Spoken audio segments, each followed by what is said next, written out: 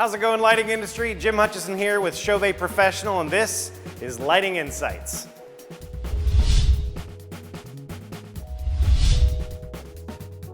Now we're going to take a break this month from making palettes and talk about something that is uber critical to our industry and critical to making the art all lighting designers are tasked to make.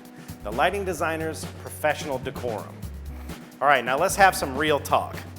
If you've spent your entire career in this business, you'll already be aware of the importance that being professional on the show site means.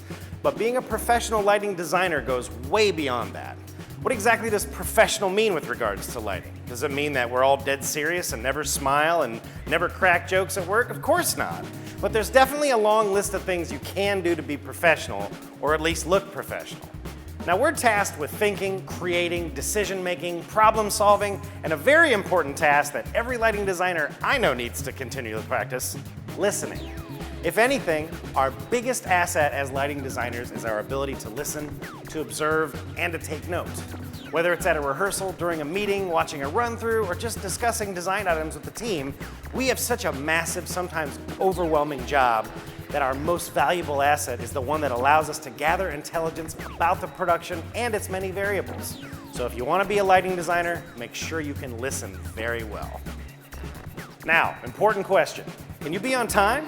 Do you know what it means to be on time? In the lighting industry, time is equal to dollars. So when you show up at 9:07 for that 9 a.m. call, you just wasted the time of however many people were there at call waiting on you to start. Now they have to wait another 5 minutes while you drop your bag, get out your computer and your paperwork, and get set up. Think of being on time like this. On time means you are late. Early means you're on time. If this was ever pertinent anywhere, it's in our industry. If you don't want to get calls for gigs, just be late all the time. I promise it will work. I have worked with lots of people who I no longer get to work with because they can't be on time. Another skill so very important to being a lighting designer is the ability to think on the fly, make changes on the fly, and be able to make peace with those decisions once they're made. This is definitely important when you're working in the live events world, be it concerts, corporate events, or live broadcast. As lighting designers, there are myriad variables at which everyone is going to have an opinion, so you need to be able to gauge all of the opinions together and make informed decisions while keeping your own sense of the design at the forefront of your mind. Sound tough? Well, there's a reason why every lighting designer isn't a famous, all-the-time working lighting designer. Now, are you organized? Can you handle referencing tons of paperwork and data and costume color charts and magic sheets and scenic color references and timing spreads and spotlight call sheets and more? Well, you may just very well be a lighting designer then. Now, it is certainly true that you can hire assistants to help you manage this kind of workload, but when it comes right down to it, you can't afford every assistant on every show, especially when you start out as a lighting designer. Make sure that you can handle a show yourself before you assume you need an assistant. The reason for that is that you don't want to confound your own process with an assistant if you don't know what the workload is in order to need to delegate. Do you know what I mean? You need to be able to know your process before you can show it to others. Okay, now here's a critical point. Are you pleasant? Can you be around people without yelling and screaming?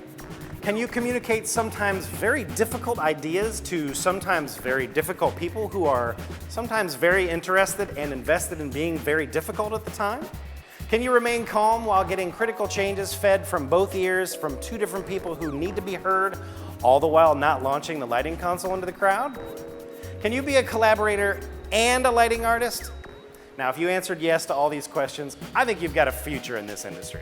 As lighting designers, we are tasked with creating hot, fresh looks and fresh moves, all while answering to people who may be in a position of authority simply because they're pals with the talent. But that's life. You also have to be humble and approachable. No one wants to work with someone who always says no and refuses to compromise. There are so many lighting designers out there who are just as brilliant as all of the LDs working on Broadway and in concerts and on TV, but they're not fun to work with, so no one wants to work with them. Don't be that kind of lighting designer. Be the friendly, smiling, always ready to work lighting designer that people remember having great experiences with, and I promise you're gonna go far. That's it for this month, everyone. This is just a sampling of things to practice, but if you remain happy to be a lighting designer, I know you're gonna rock it. I'm Jim Hutchison from CHAUVET Professional.